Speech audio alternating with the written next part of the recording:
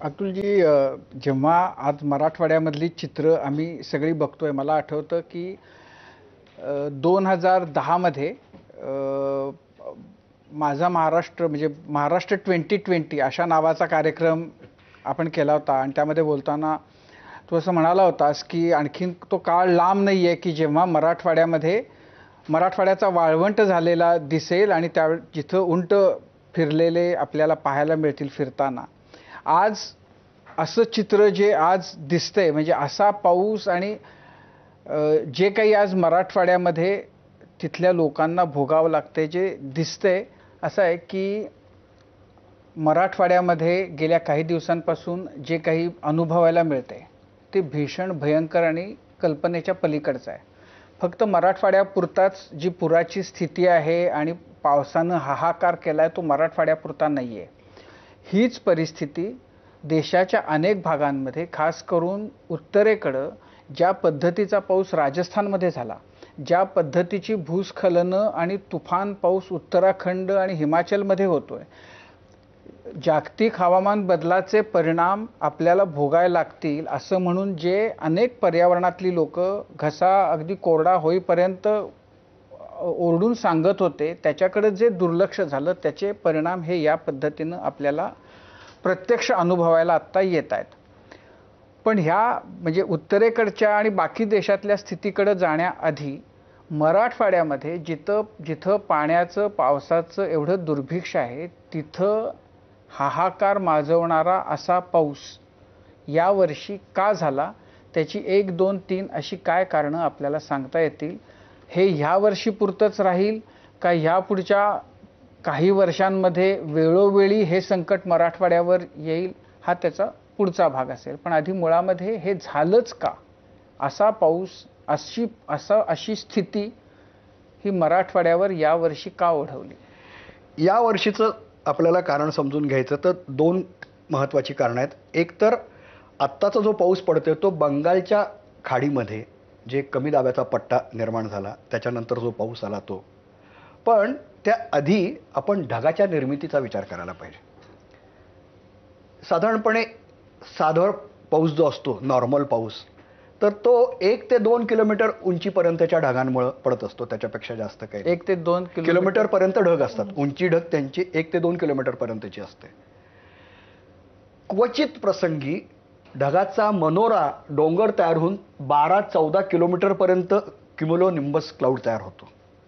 आता त्याची संख्या वाढायला लागलेली आहे. म्हणजे ढगाची उंची 12 किलोमीटर पर्यंत उंची असते ढगाची. हो. आता मी एक इथं फोटो आहे, लातूरवरचा ढग आहे, हा मे महिन्यातला आहे. मे महिन्यामध्ये लातूर ह्याच्यामध्ये 500 मिलीमीटर पाऊस पडलेला आहे आणि असा ढग आहे याला राक्षसी ढग म्हणता येईल. हा. आणि आता नुकताच मी कलकत्त्याहून येताना बघत होतो 14 किलोमीटर उंचीपर्यंत विमान जिथपर्यंत आहे तिथपर्यंत ढग दिसत होते. याची संख्या का वाढते लक्षात घ्या. परत तापमान वाढ ही सुटी घटना नाही. 0.1 डिग्रीजनी जरी तापमान वाढलं तर त्या हवेमध्ये आर्द्रता ठेवून घेण्याची क्षमता वाढते. आत्ताच्या उन्हाळ्यामध्ये आपल्याला उकाडा असह्य, मुंबईमध्ये आर्द्रता असते पण आमच्याकडे तशी नव्हती, ती आता यायला लागलेली 40% 50% आर्द्रता. यामुळे ढगाचं फॉर्मेशनच पूर्णपणे बदललेलं आहे आणि म्हणून पाऊस पडतो तो अतिशय कमी काळात कमी जागेवर तुफान पाऊस पडतो. तर एकीकडे हे बंगालच्या खाडीतनं वारं आलं. अरबी समुद्राला तर असं म्हणतात की सायक्लोजेनेसिस म्हणजे चक्रीवादळं येण्याची वारंवारता तिकडं वाढत चाललेली आहे. बंगालच्या खाडीतही वाढत चाललेली आहे आणि चक्रीवादळाची कॅटेगरी सुद्धा म्हणजे 5 कॅटेगरीचं चक्रीवादळ म्हणजे तासाला 250 किलोमीटरपेक्षा वेगाचं वादळ, याची संख्या तिकडं वाढतीये. हे दोन्ही वारे एकत्र आले आणि त्याच वेळेला वेस्टर्न डिस्टर्बन्सेस म्हणतात, म्हणजे उत्तर ध्रुवाकडनं तिकडचं पाणी वितळत असल्यामुळे तिकडचे गरम प्रवाह आले म्हणून आत्ता जो उत्तर भारतात आपण ऱ्हास बघतोय तो त्याच्यामुळे. म्हणजे अनेक ठिकाणचे वारे एकत्र आल्यानंतर काय होईल ती दाणादाण आता या ढगांनी आणि या पावसाने उडवलेली आहे. म्हणजे एकीकडनं पश्चिमेकडनं पण येतोय, पूर्वेकडनं पण येतोय आणि आता याच्या खरं तर मी वैज्ञानिकाला मला विचारायचंय की पूर्वी सह्याद्री ओलांडून ढग येत नसत, आता ते येत आहेत का ह्याचा अभ्यास करायला पाहिजे. कारण हिमालय ओलांडून सुद्धा ढग येतात असं काही जणांचं निरीक्षण आहे. ओ. या पातळीवर जर सगळं चाललं असेल आणि त्याच्याबद्दल आता वैज्ञानिक इतकं एक अर्थ कमिशन म्हणून जगातल्या खूप नामवंत संस्था आणि वैज्ञानिक यांनी मिळून असं विचार करतायत की पृथ्वीवरच्या ज्या सिस्टीम्स आहेत महत्त्वाच्या, म्हणजे बायोडायव्हर्सिटी आहे, आईस सिस्टीम आहे, वॉटर आहे आणि वायूंचं, ह्या सगळ्या सिस्टीम्स कशा आहेत आणि त्या सावरता येतील का. तर त्याचा निष्कर्ष असा आहे की कडेलोटाच्या टप्प्याकडे या सगळ्या चाललेल्या आहेत.